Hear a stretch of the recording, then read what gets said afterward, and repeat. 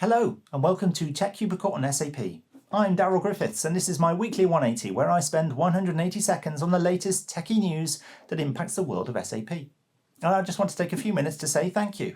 What started off as a personal challenge to launch a YouTube channel and was initially treated as a bit of a joke by me, have you seen my logo, has pushed my knowledge around content creation but also pushed me to stay tuned into the latest SAP technology news. There's no better motivation than knowing that people enjoy your content. This is episode 26, and covering 26 weeks of news and producing 26 videos is not an easy task to keep going.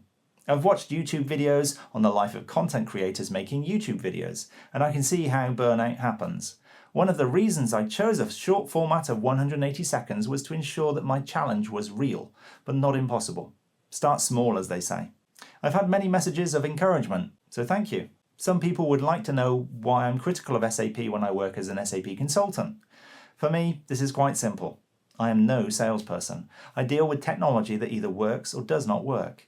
I try my best to remain objective, question the capabilities, and ignore the hyperbole in order to understand and communicate how SAP technology actually works and decide if it can do what SAP claims it can do.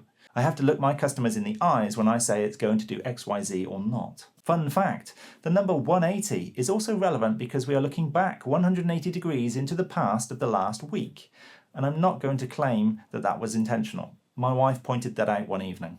If you're enjoying the content, I can only ask for two things. Subscribe to the channel. Every subscription helps the YouTube algorithm decide to recommend the content to a larger network. Hit the thumbs up icon. Reactions also increase the content reach. And talking of content, let's get back to it as we're already going to exceed 3 minutes this week. You know how this works by now. At the end of the video, I'll pick my favourite news item to review in a little more detail in the cubicle. This week, I've also got some updates in my newly introduced segment, the Quarterly Calendar of Woe. In my SAP Techie News this week, the SAP News Centre talks about the power of an effective software testing environment. This is an article in direct response to the Crowdstrike issue a few weeks back. Now, I don't need to talk about that, do I? If you want to know more about the issue and why it happened, I recommend watching Microsoft Dave's YouTube video, and I'll put the link below. In the article, SAP talk about SAP Application Testing Solutions by Tricentis, the partner product that provides automated testing solutions for a range of SAP products and integrations and is deeply integrated with SAP Cloud ALM. With Tricentis, SAP estimates organizations can concentrate on just 20% of the initial testing scope by automating the remainder. There's an important consideration for using Tricentis and test automation, and that is when running SAP SaaS products, such as SAP Digital Manufacturing Cloud, where SAP push application updates regularly, and the customer needs to continually keep up. Next, Accenture announces that it has acquired German consulting company Camelot Management Consultants. Camelot Management Consultants was recently awarded SAP Digital Supply Chain Focused Partner status and will enhance Accenture's supply chain data and analytics consulting capability with AI-enabled solutions. The link is in the description down below. From Technology Magazine, a story on how Bain & Company runs SAP S4HANA Cloud Public Edition across 40 countries. The article describes how SAP S4HANA Public Cloud was considered the best solution for Bain & Company and future-proofs their technology stack.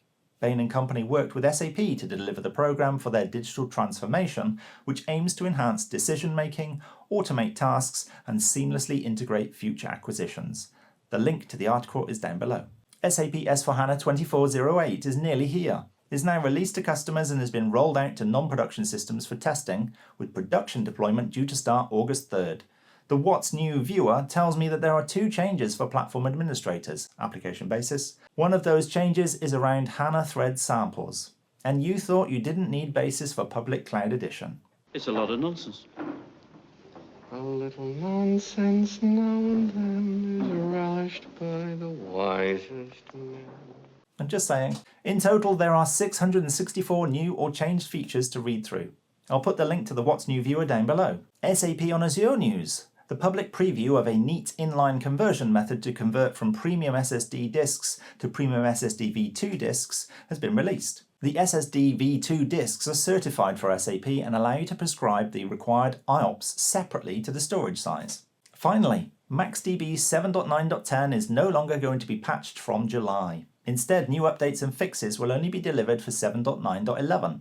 If you're on MaxDB 7.9.10, you need to move to 7.9.11 to be able to stay current and secure. Links to vital snap notes are down below. My favourite item this week is S4HANA Public Cloud 24.08.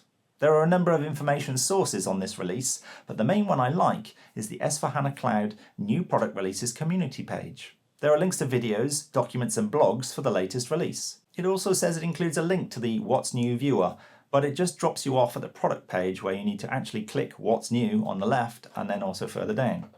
This is great info for finding out what has changed in the latest release and preparing teams for changes. Another resource I like is the Release Navigator for SAP S4HANA Public Cloud Edition. Here we've got quick visibility of the status of 24.08 in the release calendar, and also links directly from the calendar to documentation containing the exact update times for the different landscape sizes. Under Release Resources, we can see the Release Assessment and Scope Dependency Viewer, which shows in graphical form the changes and new features delivered in this release. We can click on the graphs and see the two changes I mentioned earlier. It's a lot of nonsense. I'm not saying anything this time. Along with the Release Navigator, you can also see similar information in SAP Cloud ALM by creating an upgrade project, selecting the correct SAP Activate template and checking the tasks. You can also use the Upcoming Events card in SAP Cloud ALM to follow upcoming upgrades. For those not sure on the upgrade approach in a 3-system landscape in S4HANA Public Cloud, it works like this. SAP upgrade the test tenant first. This is slightly different to how it works on-premise, where development is usually upgraded first.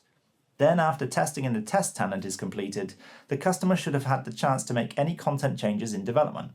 3 weeks after the upgrade of test, SAP upgrade development and production software. At this point, the content inside of those systems is out of alignment, so the customer will need to adjust the content in development and align across the landscape via transports. Simple.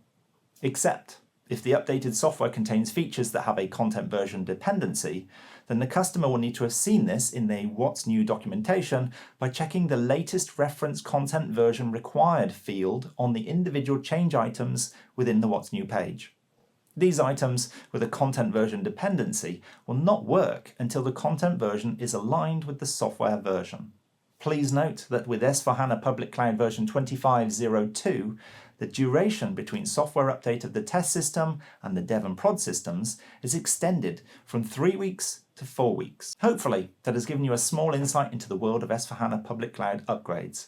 It certainly interested me. We are now in Q3 of the year, and it's time for an update from the Quarterly Calendar of Woe. Here you can see I've started to expand the calendar with additional operating systems, databases and products, such as S4HANA Public Cloud releases. The interesting points to note are ASE 16.1 for SAP Business Suite should be with us early next year and will take us past 2027. MaxDB 7.9.11 is the only version to be updated from July. S4HANA Public Cloud 24.08 is being deployed with 25.02 scheduled for January 2025. I've also added the intra-version updates. We can see that HANA 2.0 SPS 8 is due around November this year.